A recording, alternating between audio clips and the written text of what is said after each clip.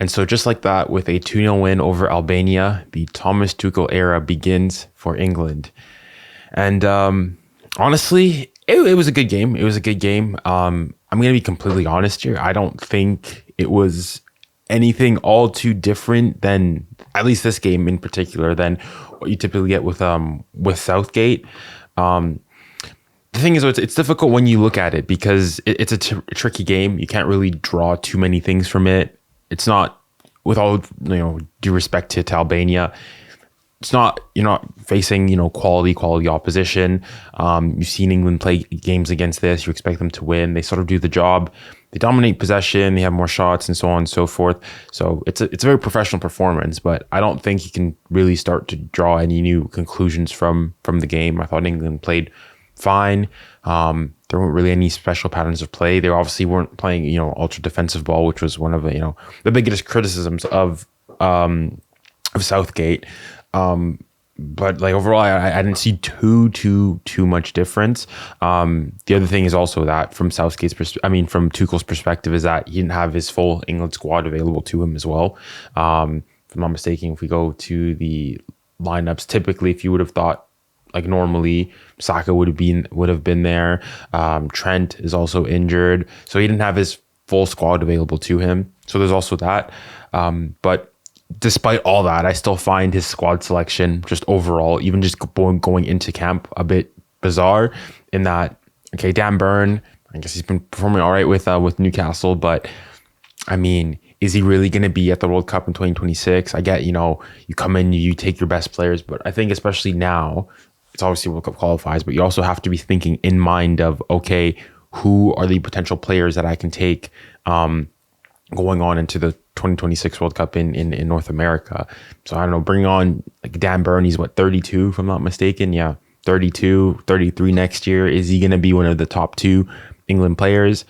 If I'm not mistaken, I think Stones is probably injured, so okay, maybe he doesn't go, but still, again, Kyle Walker, 34. Maybe as a shout, maybe he'll still be there. I just don't get it. You have him, people like Kyle Walker. You've also got Jordan Henderson, which I don't understand his inclusion into the squad, period.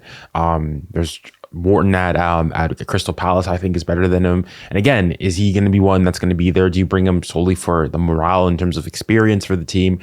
It's things like this that, okay, it's fine for an isolated game. Like, it's fine. I don't see how Jordan Henderson plays routinely for Ajax, but thinking in the future, is it the best thing to go and bring him? Do you not start already building your team chemistry, etc., so on and so forth right now, in thinking of, okay, how am I going to think? What's going to be my tactics for 2026? And obviously, you have to leave some wiggle room because, players can fall into and out of form during that time. But players like Henderson, who are going to be 35, potentially 36, etc., so on and so forth, going into that World Cup.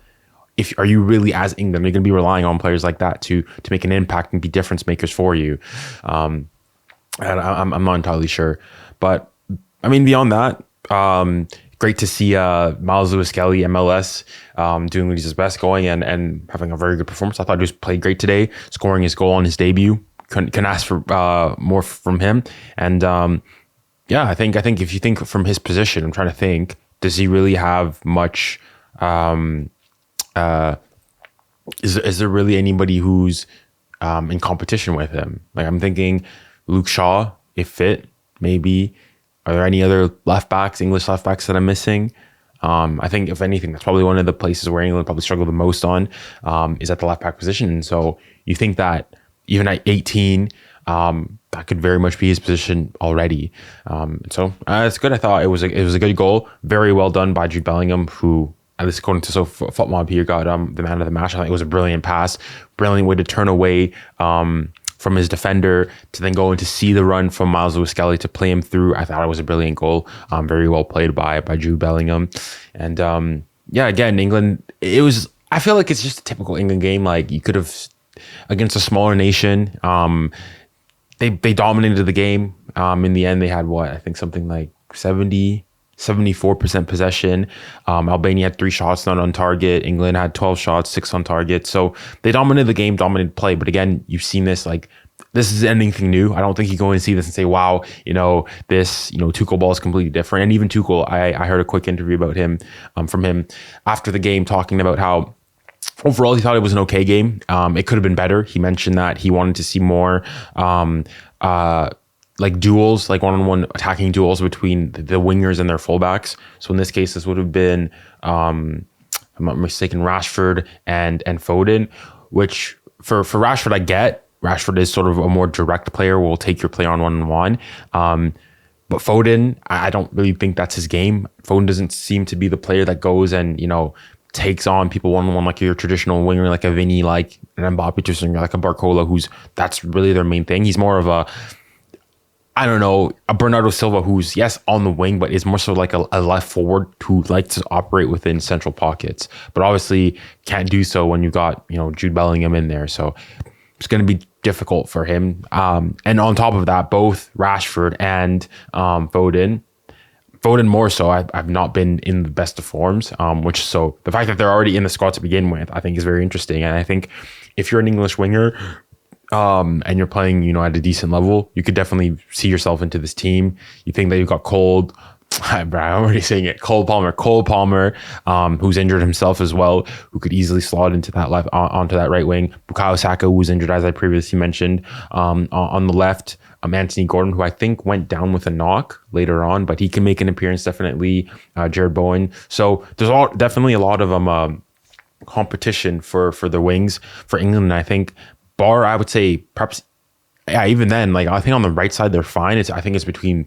Cole Palmer and Bukayo Saka, but on the left, I think it really is up for grabs. Anthony Gordon can, potentially make his mainstay there, and plenty of other players. So it'll be interesting for me in future international windows. I would say it's unfortunate for England that you got so many players that are injured. Cole Palmer, Madueke from Chelsea, Saka obviously from Arsenal, Trent Alexander-Arnold, who couldn't be there at right back, as well. All these players. It's unfortunate, but I'm be curious and interested to see first and foremost how they approach the next game. I would assume, just by the looks of it, like, as good as Kyle Walker is, and for everything he's done for England and for City, so on and so forth, I think that you need to start like phasing players like this out. Like, if Walker should not in any capacity, in my opinion, for an England that has ambitions of winning the World Cup, be starting in a World Cup game. Like, maybe bring him on off the bench, maybe even that. For me, I think it's too far. I think by that point, I think his adventure for it has to be done, or he's really just a bench player and like a role player, there for morale boost and for the experience. I think you got Reece James there if he's healthy. I think at this point is better than him, and obviously Trent Alexander-Arnold as well. Yeah, it's a difficult one, as I previously said in the video. It's hard to go into really draw too many conclusions from this, given that it's obviously, if it's their first World Cup qualifier game against a team that you're clearly better than. I think there's never been any issues in England, at least, going and England being able to beat teams like this. In qualifying, England always, do well, smash through their opponents. If we look at the table now, I think that brings them first. The only real competition, if you go and you look in their qualifying group, in Group K, is Serbia. It's going to be the most difficult game, and even then, you'd still expect them to go and do a job against them. So England's never really had an issue, qualifying and getting to the competition. It's more so when they go and get to those competitions and they face big teams, your top, I want to say like 20 teams in the world.